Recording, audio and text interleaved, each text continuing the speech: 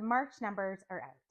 In this video, I'm going to give you a summary of what happened with the Durham Region housing market last month and what this all means for you as a would-be buyer, seller, or a homeowner in the Durham region. If you found my channel and you're looking for everything you need to know about buying or selling a home or living in the Durham region, you have found the right place. It would be amazing if you would subscribe to stay up to date on all of my newest videos. If we haven't met yet, my name is Vilija Truelove. I'm a local Durham Region Real Estate agent, and I love hearing from people just like you. If you're moving to or within the Durham region, whether you're ready to move now or 6 months from now, you can set up an appointment through my calendar link at the description below.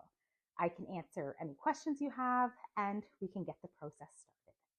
So we saw 859 sales in March. This is up from the 745 sales we saw in February.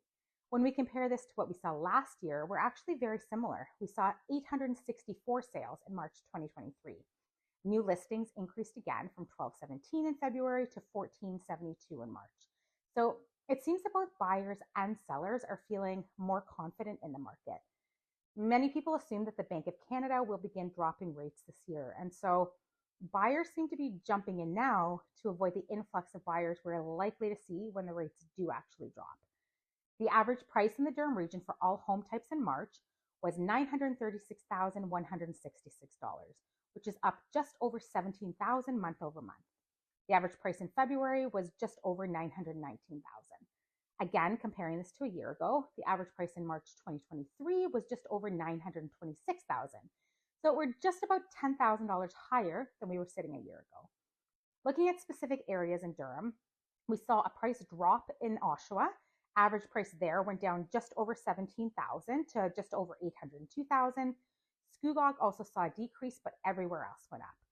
Uxbridge saw the greatest increase of over $120,000, and Pickering saw a big increase as well of over $53,000.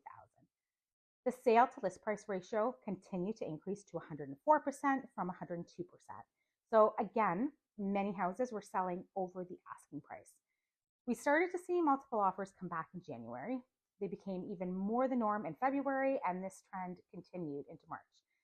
Clarington and Oshawa were the most competitive areas at 106% sale to list price ratio.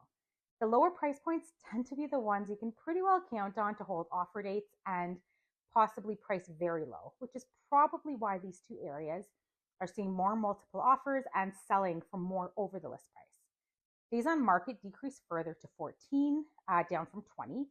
Months of inventory stayed at 1.1.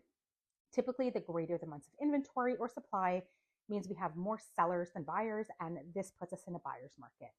And the lower the months of supply means more buyers compared to sellers, which puts us in a seller's market.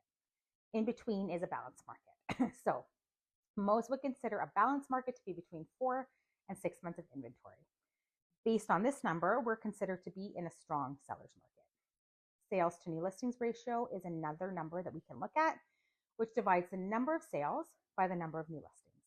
We were at 58.4% for March. So typically around 50% is considered a balanced market. Going lower is a buyer's market, higher is a seller's market. So this number also suggests that we're in a seller's market. So what does this all mean for you as a buyer or a seller? Prices are either going up or holding relatively steady right now.